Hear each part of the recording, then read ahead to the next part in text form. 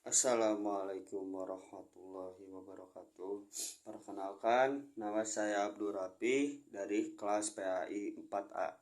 Di sini saya akan mempresentasikan tentang kajian Quran surat An-Nahl ayat 125 tentang hikmah, mauizah dan mujadalah.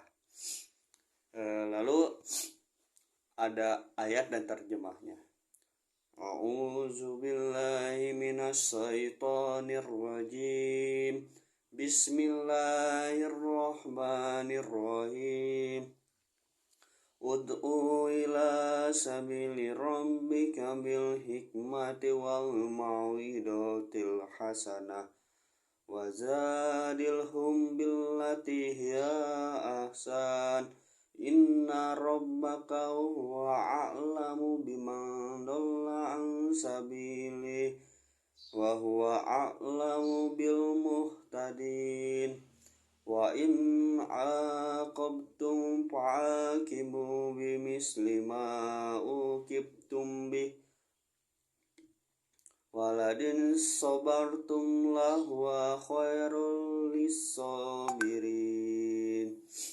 Sadaqallahul yang artinya serulah manusia kepada jalan Tuhanmu dengan hikmah dan pelajaran yang baik, dan bantahlah mereka dengan cara yang baik.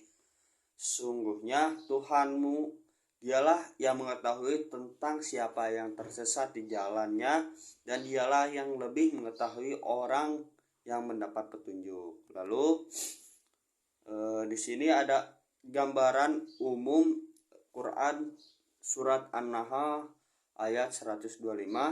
Dalam gambarannya surat An-Nahl terdapat itu dari bahasa Arab yang artinya lebah.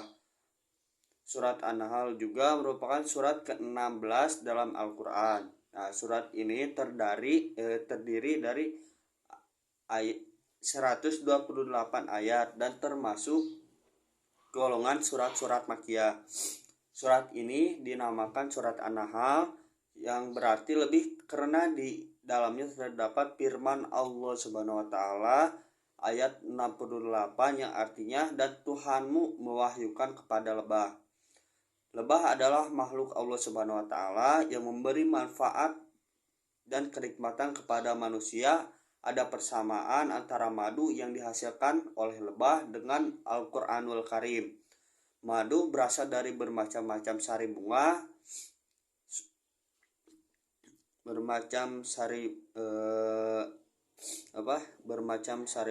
dan dia menjadi obat bagi bermacam penyakit manusia. Ya, ini sebagai tertera dalam ayat 69 dari surat ini. Sedang Al-Quran mengandung intisari dari kitab-kitab yang diturunkan kepada nabi-nabi zaman dahulu, ditambah dengan ajaran yang diperlukan oleh semua bangsa sepanjang masa untuk mencapai kebahagiaan dunia dan akhirat.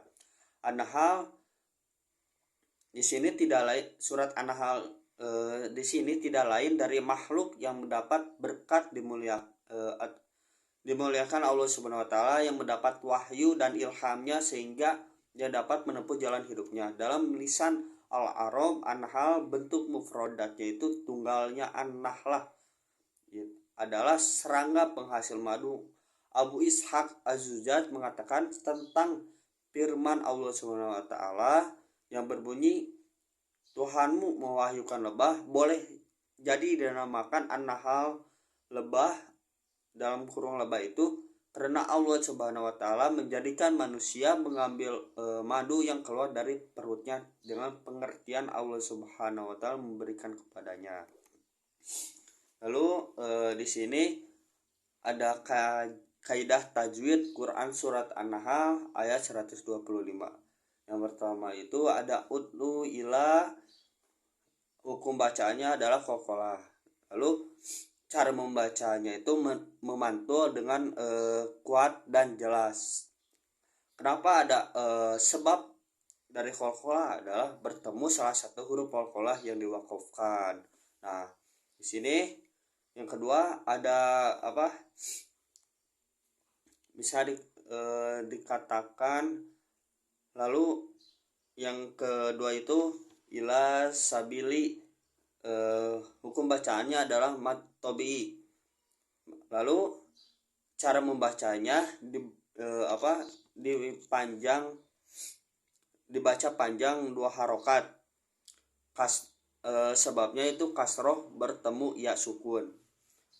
Lalu ada jajariahnya, yaitu wal maddu asliun wa far'iyu lahu wa sami'a wa latobiyan wa hu malatawakufu lahu ala sabab wala bidunihil hurufi tutalab bal ayuha bin gairu hamji au sukun zabadama dipatobiu yakun. Nah, lalu yang ketiga yaitu bil hikmati. Hukum bacaannya adalah alif lam komariah. Cara membacanya itu alif lam dibaca jelas, yaitu bil hikmati gitu. Lalu ada sebabnya, yaitu alif lam bertemu salah satu huruf al-komariah.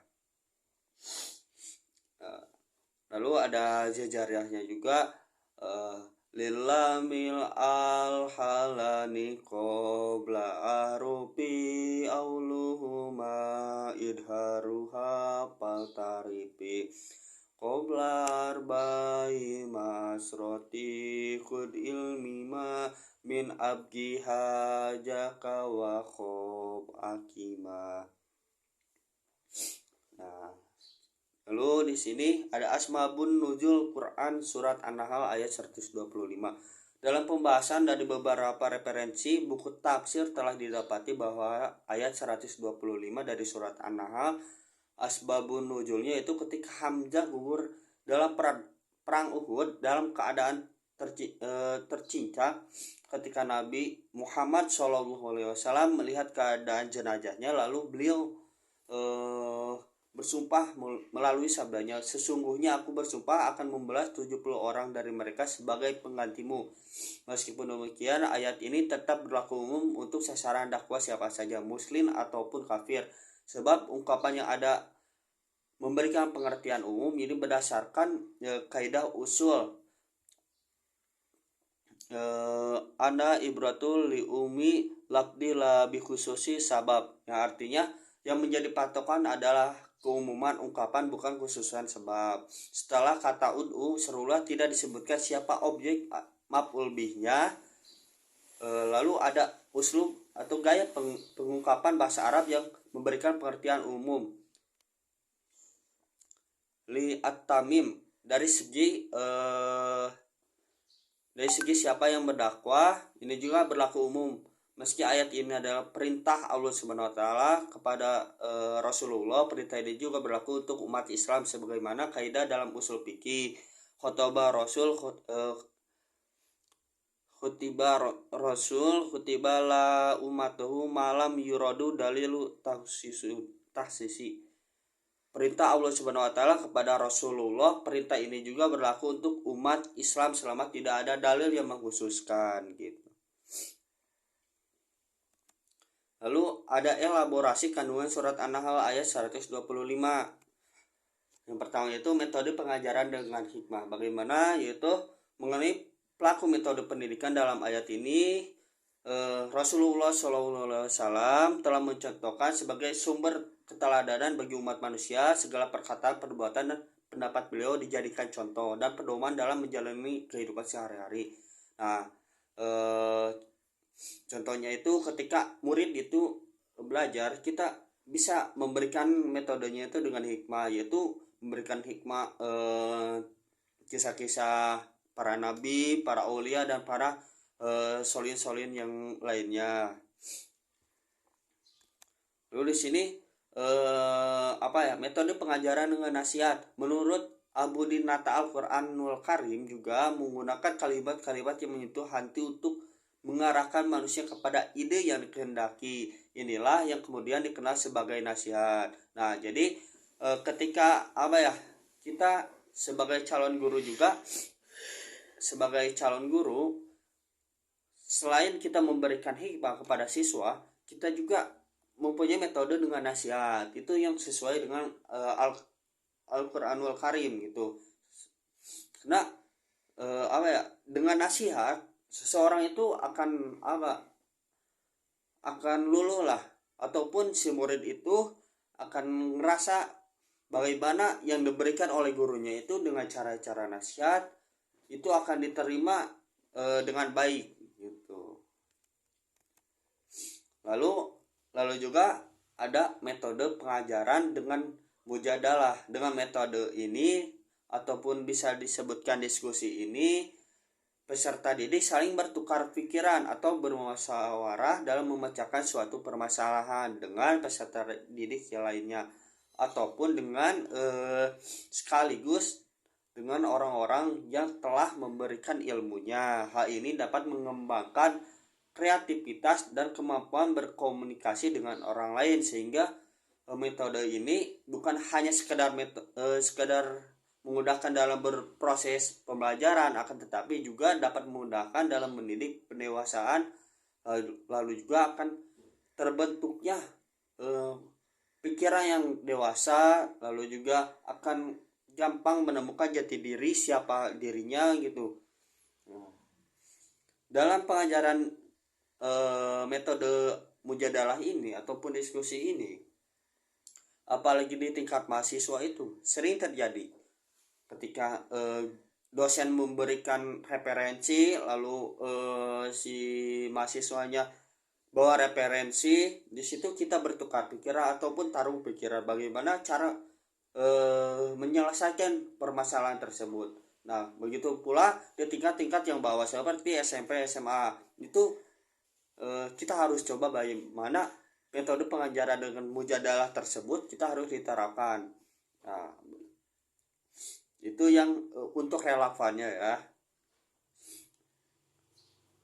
Nah, di samping itu, ketika metode pengajaran dengan mujadalah, kita akan si murid itu akan lebih berpikir kritis, lalu juga akan dari segi pengetahuan ia akan luas, akan terus mencari survei karena karena suatu masalah, ingin memecahkan masalah itu, maka si murid pun akan tertarik dengan metode pengajaran mujadalah tersebut. Mungkin sekian dari saya, mohon maaf masih banyak kekurangan, entah itu dari penjelasan ataupun dari segi bacaan dalam Quran surat An-Nahl ayat 125. Mohon maaf sebesar-besarnya, dan saya pun masih terus belajar, ingin memperbaiki sebaik-baiknya untuk kedepannya lebih baik lagi gitu. Sekian dari saya. Wallahul muwaffiq ila aqwamit thoriq. Wassalamualaikum warahmatullahi wabarakatuh.